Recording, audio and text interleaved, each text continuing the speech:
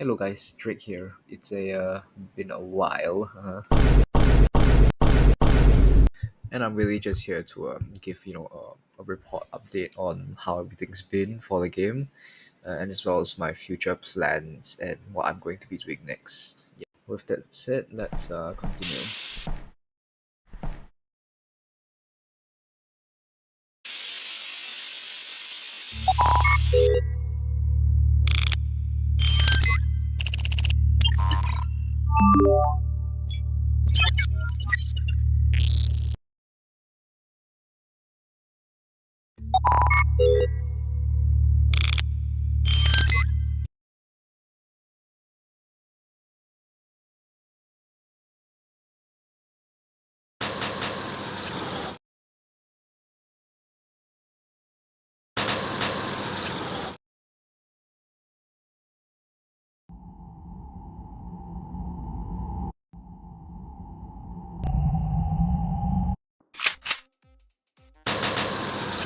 Well, as you can see, this looks yeah, absolutely nothing like what it was a few months ago. That's because I spent quite a bit of time touching up all the environments and just not really all of them. I just have like one. Yes, just how everything looks in general. So it's not all just flat colors and yeah. I will in fact be explaining like things you see along the way, like enemies, whatever in general. I'll just show it. Really, this is just to showcase what I've been doing so far. Anyways, this brings us to our first enemy, which is the chicken soldier.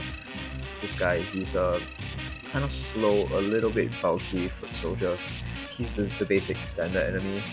Yeah, he does not that much damage, can easily be dodged and parried, and it's generally just there for you to get health. Yes. Well, as you have noticed already, there have been a few little bit updates to how the movement is done. There's like dashing is a bit better. There's also wall jumping, and actually I did want to add double jumping as well to encourage more aerial movement. And yeah, there's more stuff to it, which I will talk about later.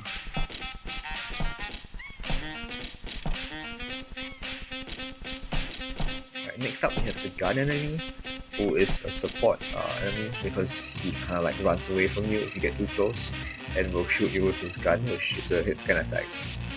And yeah, but if you're too far away from him, he'll run. He'll try to move towards you and shoot you. So usually I'll be placing him on like higher ledges or in places where he can shoot you, but you can't really reach it yet. Yeah. Anyways, I actually did take some time as well to program a wave like system thing for the enemies and the arena. So previously when I walk to an arena, like I would have one enemy spawn, and then that one enemy would trigger wave 2, and there's a ton of limitations, like only being able to have one enemy for wave 1 and like a bunch of wave 2, and the fact that when the player respawns, both waves will spawn back at the same time, which are fixed in this new wave system, which took me a really long time to program because I'm bad at programming.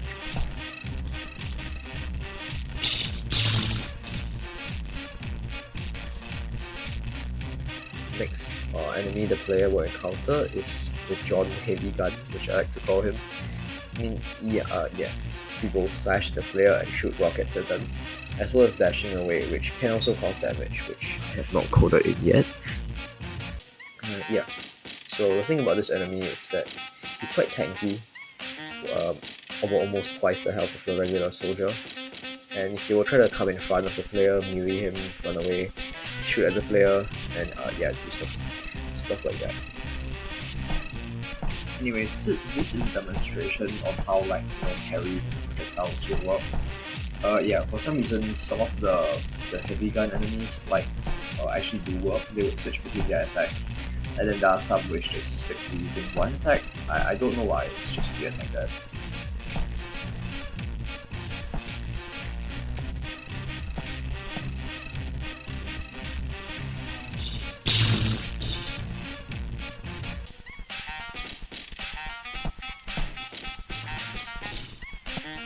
Well, if you can actually notice from some of the gameplay footage I'm showing here that some of the enemies' movement is a bit inconsistent. As per the chicken enemies, you can tell that sometimes they're going a little bit fast, like slowing down and slowly jerking up. I think it's because of a code issue that I have. Yeah, I'm not going to go into like the details to explain the code issue, but all this definitely will be fixed, and definitely took me a while to notice. You can see with these two heavy gunners here that they are jerking a little bit.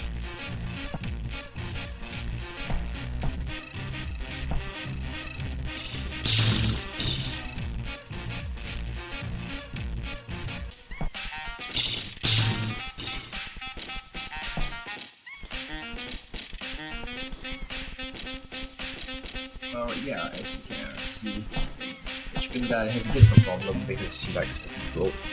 I don't know, I've tried to fix it with code before, but it just doesn't work really well, so yeah.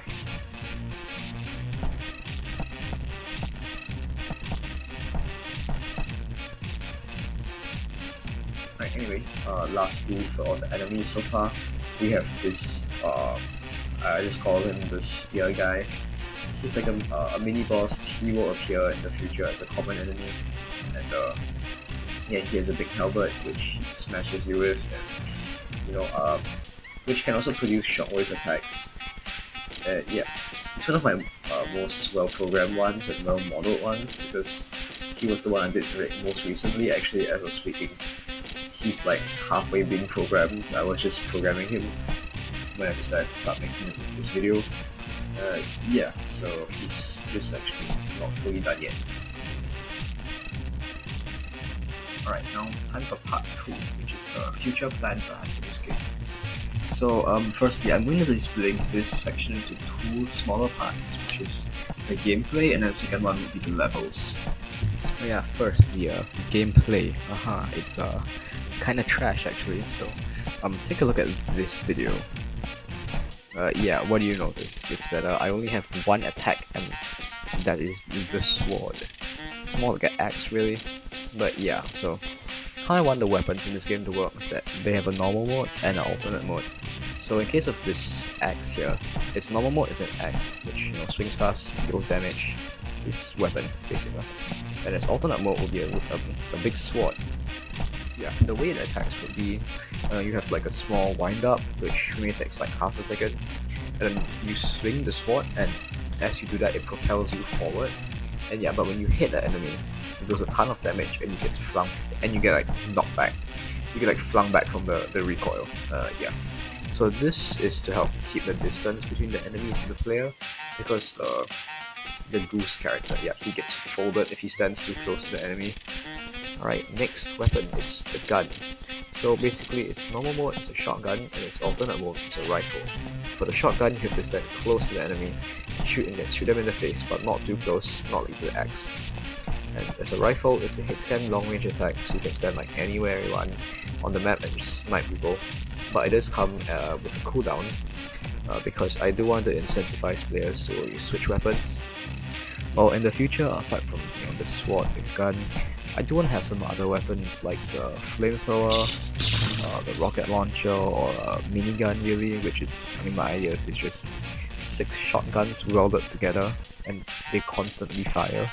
As well, maybe a spear and a chainsaw, but that will all be in the far future and only if I have time for that, which I will make time for. Anyways, moving on. Alright, it's time to talk about the levels.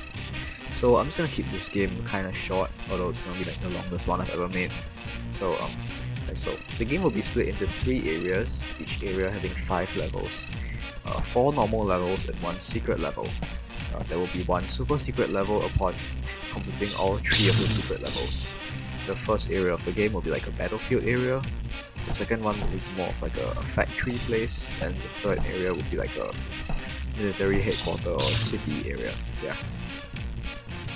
Anyway, last but not least, I just want to mention some miscellaneous gameplay stuff, like this thing called the combo meter. It's functions similarly to a style meter, just that there are no style points and your combo number can infinitely go up. So actually, to encourage players to switch weapons, each weapon will have like a freshness or just whatever, some meter thing, that if you use it too much then it goes down and it won't give you combo points anymore. Yeah, but if you don't use it then it slowly recovers in the background. The thing about the combo meter is that the higher your combo score, the more health you will actually heal for. So Plus, if I had like no combo score, then like a single healing item will only heal like 5 health. But if I was like with 100 combo, then it would heal me for like 5 times the amount it normally would.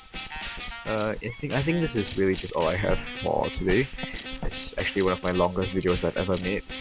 It's a lot of stuff compressed into like 10 minutes. So yeah, I hope you enjoyed the video and I will update you guys next time.